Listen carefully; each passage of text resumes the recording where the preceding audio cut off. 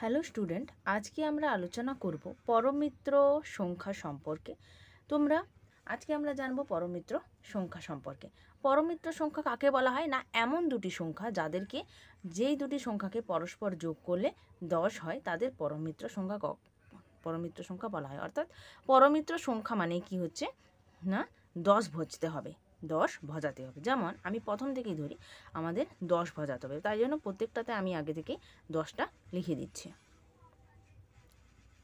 প্রথমে থেকেই যদি আমি শুরু করি, প্রথমে কত আছে? 1। 1-এর সঙ্গে যদি 9 যোগ করি তাহলে হবে 10। 1-এর সঙ্গে 9 যোগ করলে হয়ে যাবে 10। তারপরে 2, 1-এর পরে 2, 2-এর সঙ্গে যদি আমি 8 যোগ করি তাহলে হবে 10।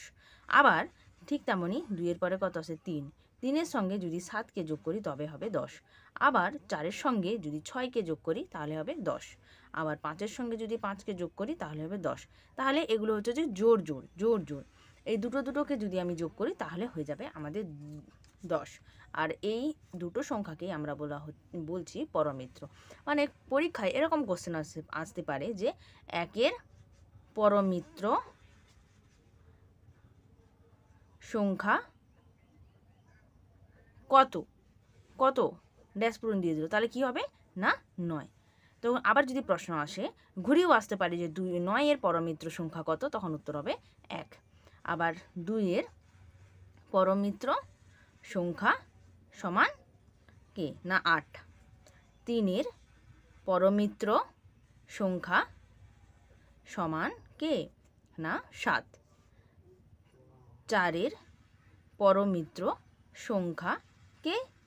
না, 6। 5-এর পরমিত্র সংখ্যা কে? না, 5। এইটুকুই ছিল আজকের ভিডিও। দেখা হচ্ছে পরবর্তী ক্লাসে। তোমরা যারা বুঝতে পারলে তারা অবশ্যই কমেন্টে গিয়ে আমাকে জানিয়ে এসো তোমরা পরবর্তী ভিডিও কি সম্পর্কে জানতে চাও, এবং চ্যানেলটাকে অবশ্যই সাবস্ক্রাইব করে লাইক করে দিও।